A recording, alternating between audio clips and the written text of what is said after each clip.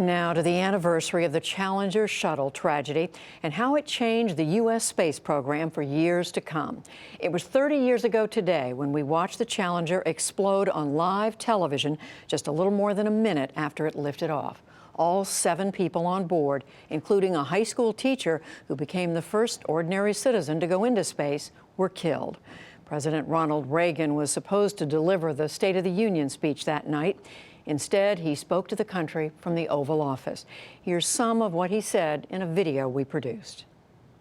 3, 2, 1, and liftoff. Liftoff of the 25th Space Shuttle mission, and it has cleared the tower. Challenger, go at throttle up. Today is a day for mourning and remembering.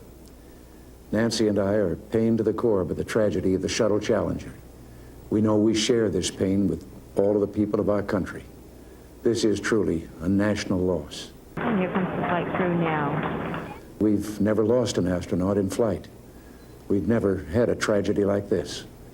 And perhaps we've forgotten the courage it took for the crew of the shuttle.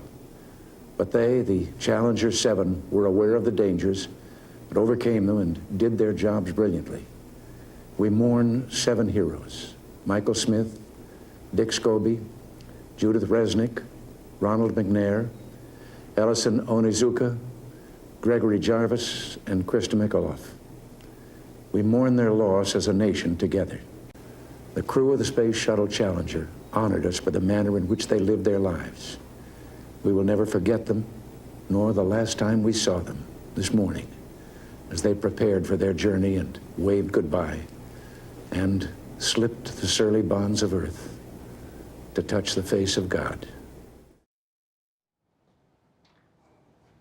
That was 1986. Jeffrey Brown has more about that moment, that day, and the years since. He spoke earlier today with our science correspondent, Miles O'Brien, who has extensively covered the space program. Miles, welcome to you. You know, one of the reasons why this is so remembered is because it really is so personal. So many people seeing it as it happened on live television or right afterwards. Do you have a personal memory to share? I do, don't we all? 30 years ago, if you were alive and old enough, you remember where you were. I sent a tweet out today and heard all kinds of vivid stories that people had. For me, I was a local reporter in Tampa, Florida. I had been up all night in citrus groves covering the freeze. That historic freeze, which ultimately led to the loss of Challenger, was a big deal for the citrus industry. So I was asleep when Challenger exploded. I got a call from my office, said, "You better wake up and get to work." And I walked outside in Tampa, Florida, 150 miles away, looked up in the blue sky and saw that horrible forked rocket plume. You could see it that far away, and I looked at it and was just stunned. And of course, the presence of Krista McAuliffe as a private citizen captured the imagination of the whole country at that time, right? Remind us what her role was. Why was she there? She was there as the teacher in space, and she had lesson plans, and she was going to go into space and teach children from space about the wonders of physics and science. And she was an enthusiastic teacher who won a competition to be on the space shuttle. And classrooms all over the country were tuned in and watching this launch live. So excited to think that a teacher would be up there and speaking to them in a matter of days and teaching them about space, and that turning in an instant to just horror. And then, of course, when you look back through time and you look at the impact of what happened on the shuttle program, on NASA, first came, of course, a long investigation into exactly what had caused it.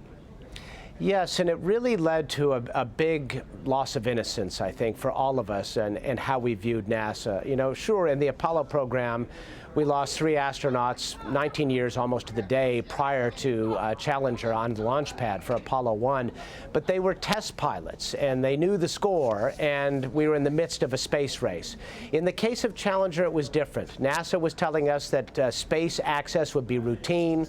The shuttle was going to be a lot like an airliner, so safe that we can put civilians on board, including on the previous flight, then Congressman Bill Nelson, and of course Krista McAuliffe on this flight. So the idea that NASA was telling us it was safe, and the investigation laid bare the fact that they knew it wasn't as safe and that they were ignoring serious signs of trouble, really changed the way we all viewed NASA. The Columbia shuttle disaster happened in 2003. You've been on the program a number of times. We've talked about sort of where things are at now, the program coming to an end in 2011. How do you think about the legacy of Challenger and since?